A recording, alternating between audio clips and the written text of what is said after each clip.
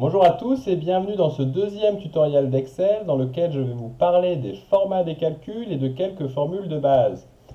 Donc on a vu dans le premier tutoriel qu'on avait introduit toutes nos données manuellement. Le but d'un tableur, c'est quand même de nous faire gagner du temps en appliquant des calculs et des formules. On va donc considérer un élève qui va avoir certaines notes au premier trimestre. Au premier trimestre, notre élève, il a un peu de mal. Hop.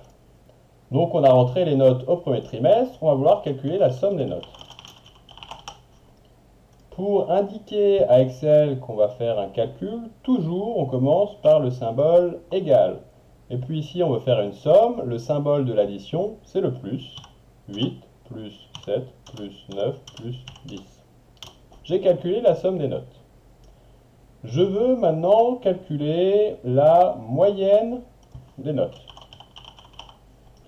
Donc je commence toujours par le symbole égal, et puis je vais écrire la moyenne, c'est quoi? C'est la somme des notes divisée par le nombre de notes. Le symbole pour la division dans un tableur, c'est le slash.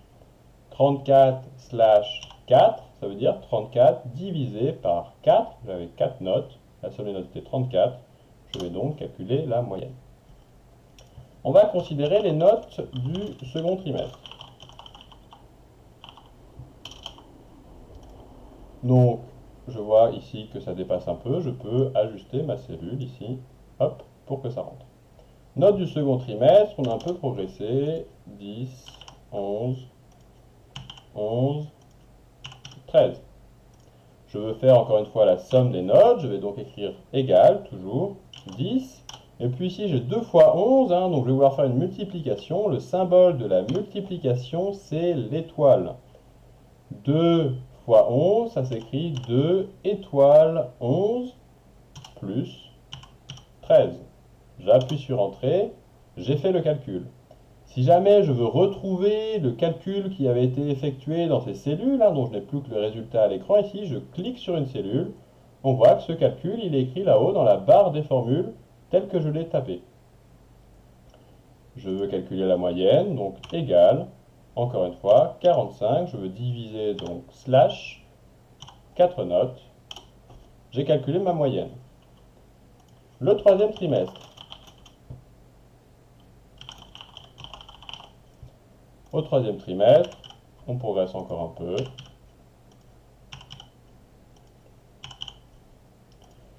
Donc là, j'ai rentré tous mes calculs manuellement. Ce qu'on peut faire dans Excel, c'est appeler la valeur qu'il y a dans une certaine cellule.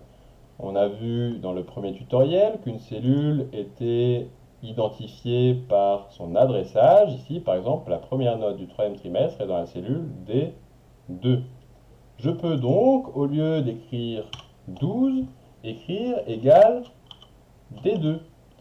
Ça me permet d'éviter de faire des erreurs en recopiant ces valeurs et d'appeler directement la valeur qu'il y a dans une case. On voit d'ailleurs que quand j'ai écrit D2, Excel m'a encadré cette cellule D2. Et donc ici, je veux faire ma somme, donc D2 plus D3 plus D4 plus D5. J'ai même un code couleur qui m'indique à chaque fois quelle est la cellule que j'ai appelée. J'appuie sur Entrée. Ça m'a calculé la somme des notes qu'il y avait dans mes cellules. Et puis maintenant, je vais faire la moyenne. Je vais donc écrire égal. La somme des notes est dans la cellule D6. Donc en faisant D6 divisé par 4, je vais avoir la nouvelle moyenne. Bon, cette fois-ci, j'ai appelé les cellules. Ça m'évite de faire des erreurs en recopiant. Par contre, j'ai encore tapé toutes mes formules à la main. Comment je vais pouvoir faire pour aller plus vite? Je vais pouvoir utiliser des formules, des fonctions qui existent déjà dans mes tableurs. Par exemple, la formule pour une somme. Pour faire une somme, tout simplement, je tape somme en majuscule et puis je fais une parenthèse et je vais appeler soit des valeurs, 12, 13, et puis je peux aussi appeler des cellules, toujours. Donc je veux faire même un mélange, un 12, 13, et puis ensuite je vais écrire plutôt D4 et D5. Ça va me calculer la somme des cellules, des valeurs 12, 13, et puis des cellules D4, D5. Et puis, bon, cette fois-ci, donc j'ai utilisé une formule somme pour calculer cette valeur. Je voudrais gagner un petit peu de temps. Je vais donc pouvoir appeler toutes les cellules qui sont ici de D2 à D5 en écrivant D2, 2 points, D5. Si j'écris D2, 2 points D5, on voit que Excel m'a encadré toutes ces cellules entre D2 et D5 et il va calculer donc la somme de des valeurs de toutes les cellules qui sont de D2 jusqu'à D5. Donc deux façons d'appeler, soit j'écris toutes mes cellules séparées par des points-virgules, soit j'écris la première et la dernière avec un 2 points au milieu. La somme de D2 jusqu'à D5, c'est la somme de toutes mes valeurs. Pareil pour la moyenne, je pourrais écrire égal moyenne de mes notes. Donc ici, des notes de D2 jusqu'à D5. Les parenthèses, on voit que je m'en sers pour indiquer ici, à la fin de la formule moyenne, quelles sont les cellules qu'on va devoir considérer. On peut aussi utiliser des parenthèses dans Excel pour faire des calculs de façon tout à fait classique. Si je veux faire 1 plus 2, le tout, fois 5, je vais utiliser mes parenthèses de façon classique.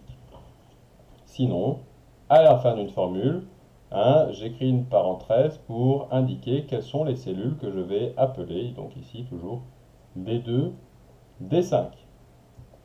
Un dernier symbole dont on va pouvoir parfois se servir, notamment pour calculer des évolutions successives, c'est pour élever un nombre à une certaine puissance.